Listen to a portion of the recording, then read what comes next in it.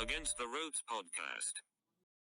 Roach wanted him to keep going in that first fight, kind of step on the gas pedal a little more, and Ben Davison was content to just outpoint Deontay Wilder. Yeah, I guess, but if you follow Tyson's career up until now, that's always been his style. You know, flicking the jab out, boxing on the back foot, moving. I've never seen Tyson Fury box like this, like he did against Deontay Wilder. I've never seen that. We saw it a little bit against Steve Cunningham. You know, when Cunningham dropped him, and he just had to put his hands up and walk forward. But then again, on the flip side, I've never seen Joshua do what he did to Ruiz. So it's going to be interesting coming into that rematch.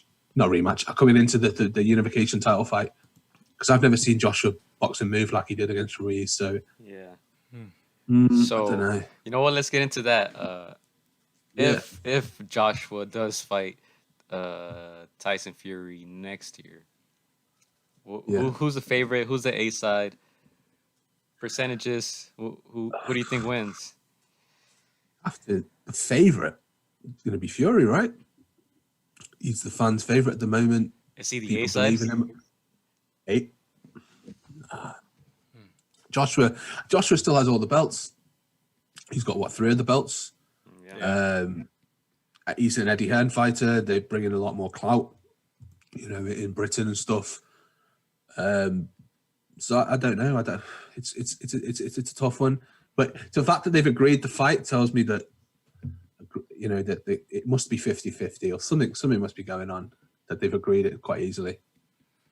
Yeah. So Joshua, tell us how the fame, I guess, is in over there in England. Joshua is more, is he considered like more of the city guy, and Tyson Fury, is he because he's more of a, you know, the gypsy roamer, you know, he doesn't have a set. It's interesting you say this. Like, have you guys seen what's happened in the news recently with Joshua? You know what he's done? No. His speech. Yeah. Do you know what happened? Yeah.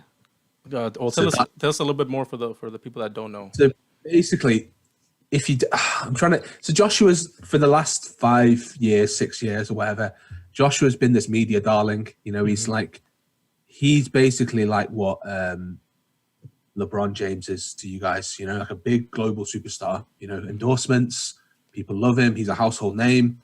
So he's always had this, you know, whenever he does interviews, he's always had this media trained thing to him. He give rehearsed responses and whatnot. But he was basically at this Black Lives Matter, you know, thing in his hometown of Watford. And I think he said something to the extent of, I think he definitely said it, that black people, you should go and buy from black-owned businesses. So, I mean, that's all well and good, but he's obviously, you know, a global media sort of thing. So that was a little bit sort of difficult for a lot of people to take. And from what my understanding is, it wasn't even his speech, right? He just read it. It wasn't. No. So, so it's rubbed a lot of people the wrong way. But in terms, it's funny you say that because they've sort of, in terms of Joshua and Fury, a lot of people after Fury beat Vladimir Klitschko, a lot of people still didn't like Fury. I don't think the British media helped, because they dug out a lot of what Fury said. You know, he made a lot of homophobic comments when he was coming up. Yeah. But you have to realize from his stance, him and his family are strict Christians. You know, they're very religious. You know, these travelers are very religious-minded people. So he was bringing a lot of, you know, the biblical stuff into it. But even so, the media had brought these comments, which are wrong in the first place, homophobic comments. You know, they're not right. So I remember that there was a sports personality awards. We have a thing called the sports personality awards. It's like, you know, you guys have got the ESPYs, right? Yeah. So is it ESPYs or something like that? So we have the sports. And that year when he beat Vladimir Klitschko, he didn't win. And then fast forward, Joshua started winning all these things. And basically Joshua was getting all these acclaim. You know, when he beat Vladimir Klitschko, the media almost dismissed what Fury did and made Joshua's victory seem like it was sort of, you know, the best thing since sliced bread. When a matter of fact, he went life and death with Vladimir Klitschko. So yeah, and then fast forward, and then when he came back, when Fury came back, that's when people started loving him again, because he had that mental health story to him. You know, lost the weight, give up the alcohol, give up the drinking. So support has sort of swung the other way, you know. And I think Joshua losing to Ruiz as well. He lost a lot of fans there because it's weird because have you guys heard the term of a casual boxing fan? Yeah, You yeah. know, a casual. So in this country, it's deemed to see that a lot of casual boxing fans like Anthony Joshua, you know, Okay. and the purer boxing fans will gravitate towards the likes of Tyson Fury. But saying that, all this time, my favorite heavyweight all this time was Deontay Wilder. Like I get a lot of abuse and a lot of, you know, thing because, you know, maybe it was a British fan saying it, but Deontay Wilder was my favorite heavyweight. And I still think he is dangerous. You know, I still think he's dangerous. The only man that can beat him, I still think, is Tyson Fury. But yeah. Let me ask you this, because obviously Joshua came under fire for his comments, like you said, that speech. Has he gotten that before? Because he's been very pro Africa and things like that. Yeah, it's really weird, Joshua, bro. Like, it's weird because he has a big machine behind him in terms of Matchroom Boxing, The Zone, and Sky Sports. I remember a couple of years ago. Do you remember the heavyweight Eddie Chambers? A little bit.